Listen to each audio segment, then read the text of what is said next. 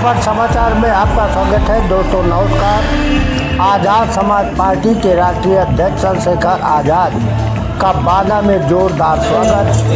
सुनने को उमड़ी भीड़, कार्यकर्ताओं में उमड़ा जोश। तमाम संगठनों ने सौंपा ज्ञापन। सरकार को आड़े हाथे लेते हुए बुलडोजर पर कसा तंज। चंद्रशेखर आज़ाद ने कहा है कि सरकार रोजी रोजगार छीनने का काम कर रही है। कार्यकर्ताओं में जोश भरते हुए उन्होंने कहा है कि जन तक पहुंचाने का किया आह्वान। यूट्यूब पर हो तो सब्सक्राइब करें, फेसबुक पर देख रहे हो तो फॉलो करें। अब देखें आगे की पूरी खबर।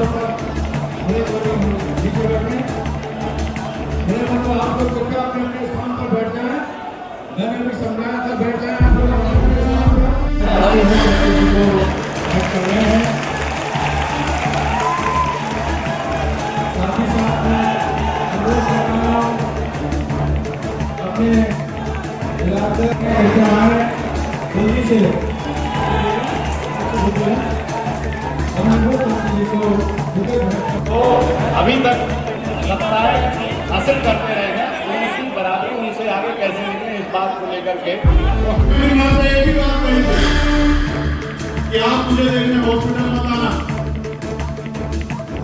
तो उन्होंने कहा क्यों? मैं तो तेरे लिए बोल रहा हूं। इस समाज के प्रति उनकी जिम्मेदारी क्या है, उनकी आलोचना नहीं करना। मेरे भाइयों, अगर मेरे इस कहने के बाद उनको अपनी सामाजिक जिम्मेदारी का एहसास हो जाए तो मैं विश्वास दिलाकर कहता हूं कि मैं उनका भी बहुत बहुत साधुवाद करूंगा अगर उनको अपनी सामाजिक जिम्मेदारी का एहसास हो। प्यारे भाइयों, आप बहुत पैसे वाले हो सकते हैं, बहुत पढ़े लिखे हो सकते हैं, उद्योगपति हो सकते हैं, बहुत धंधे वाले हो सकते हैं, आप बहुत बड़ी पोस्ट पे हो सकते हैं, लेकिन जिस समाज से निकल के आए अगर उसका हाथ नहीं पकड़ोगे, उसकी मदद नहीं करोगे, उसके काम नहीं लाओगे तो उस समाज के आप किसी काम के नहीं हो। समाज का आपको कोई लाभ नहीं मिलेगा। इसलिए मैं उनको चेतावनी के तौर पे कह रहा हूं कि आने वाली पीढ़ियां आपका अपमान करने, आपको अपनी सामाजिक भागीदारी थी। याद है नहीं याद है? प्यारे भाई, जिससे मुझे गोली लगी थी, मेरी माँ ने मुझे फोन किया था।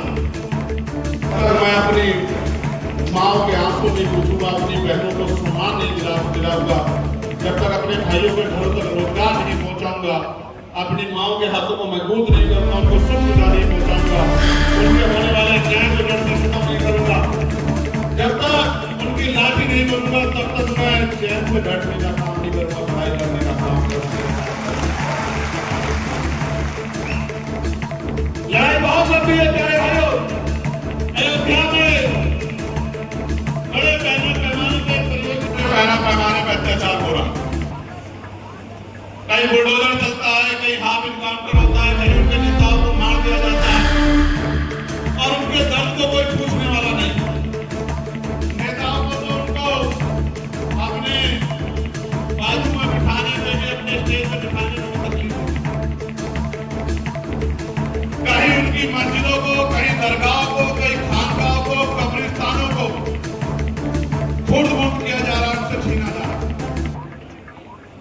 मैं आपके माध्यम से गांव-गांव तक ये बात पहुंचाना चाहता हूं भाइयों बहनों कि आप लोग गांव-गांव में जाके कहना कि हम न्यायवादी लोग, हम अम्बेडकरवादी लोग। एक बार वो हमारा साथ दें, उनके ऊपर अगर कोई अन्याय की लाठी पड़ेगी होगी तो उसका मुकाबला करने के लिए हम सब लोगों के आगे खड़े होंगे। और भाइयों, मैं तो धन्यवाद दूंगा नगीना के लोगों का, तमाम जाति धर्म के लोगों का, जिन्होंने मुझे अवसर दिया। आप भी दोनों हाथ वाले नगीना के भाइयों का धन्यवाद करो।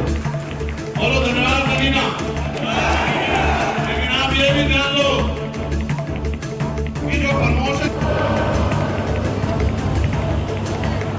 पहला जो बच्चा होता था उसको जड़ समाधि दी जाती थी। शिक्षा लेने का अधिकार नहीं था, शिक्षा देने का अधिकार नहीं था, महिलाओं को पैर की जूती समझा जाता था, महिलाओं को पढ़ने का अधिकार नहीं था, महिलाओं को आगे बढ़ने का अधिकार नहीं था। और शूद्रों को तो, वंचित वर्ग को तो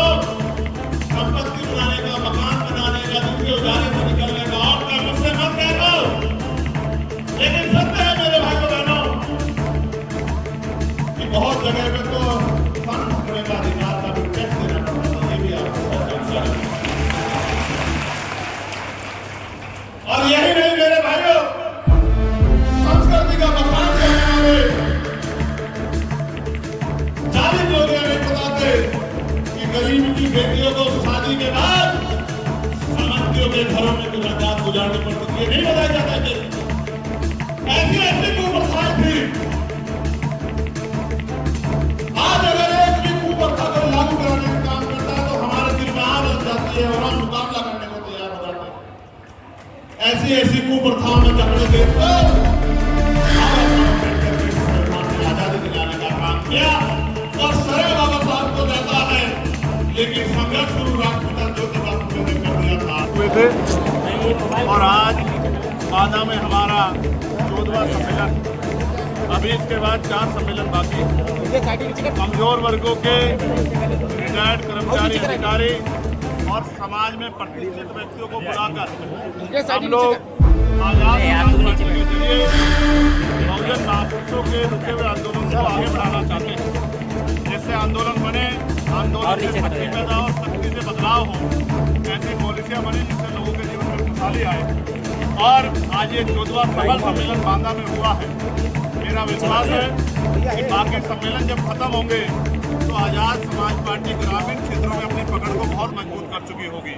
ये एक तरह की समीक्षा भी है जिसमें बूथ सेक्टर का संगठन कितना तैयार हो गया है और उस संगठन के जरिए किस तरह से भाईचारा पैदा करके इस अस्तित्व बचाने की लड़ाई को मजबूत किया जाना। आज उत्तर प्रदेश में किसी भी गाँव में आप चले जाओ, सड़कों का हाल बुरा है। सरकार 2017 से कैसे गड्ढे भरेंगे, 25 आगे 8 साल में गड्ढे नहीं भरेंगे। आप जाओ किसी भी जिले में चले जाओ, घरों के ऊपर से 11,000 की लाइन जारी है। हर महीने सैकड़ों लोगों की जान जिलों में जाती है, सरकार कोई संज्ञान नहीं लेती। आज तमाम तरह से कानून व्यवस्था ठप हो गई है। किसान लाइन में लग रहे हैं यूरिया के, DAP के लिए, उनमें लाठियां बरसाई जा रही हैं, कोई सुनने वाला नहीं है। और इस तरह से आउटसोर्सिंग पे जो कर्मचारी है, आशा आंगनबाड़ी बहनें हो, भोजन माता बहनें हो, CRT होमगार्ड के जवान हो, ग्राम पंचायत सहायक हो, रोजगार सेवक हो, वो वेतन वृद्धि के लिए आंदोलन कर रहे हैं, उनकी सुनवाई कोई नहीं हो रही है। इन तमाम मामलों को लड़ रहे हैं। अब उत्तर प्रदेश में भी गाँव-गाँव जाते हैं लोगों को 13 दिन से लगातार विपक्ष के नेता राहुल गांधी वोट चोरी को लेकर के बिहार में यात्रा कर रहे हैं, इस पर क्या कहना है? नहीं, देखिए, बड़ा मुद्दा है वोट। बाबा साहब ने तो जब वोट का अधिकार दिया था तो कहा था कि आज मैंने रानी का पेट छीन दिया है, अब राजा बैलेट बॉक्स से तैयार होगा, आपके वोट से तैयार होगा। वोट को लेकर लोगों के अंदर बड़ा गुस्सा है। किसी भी प्रकार का अगर वोट पे सवाल खड़ा होता है, जनता में आक्रोश होता है। पहले इंजन को लेकर कितने सवाल खड़े हुए हैं और अब वोट की चोरी पे सवाल खड़े हो रहे हैं। इस बात को आज उठा रहे हैं। हम तो पिछले 1.5 साल से उसी बात को लेकर गाँव-गाँव जा रहे थे कि अपनी वोट की रक्षा करो, और इसीलिए हमने सिर्फ समस्या नहीं बोली, हमने उसके समाधान के लिए वोट रक्षक, 4 वोट रक्षक जो है एक वार्ड में बनाने का निर्णय लिया है और पार्टी उसमें तेजी से काम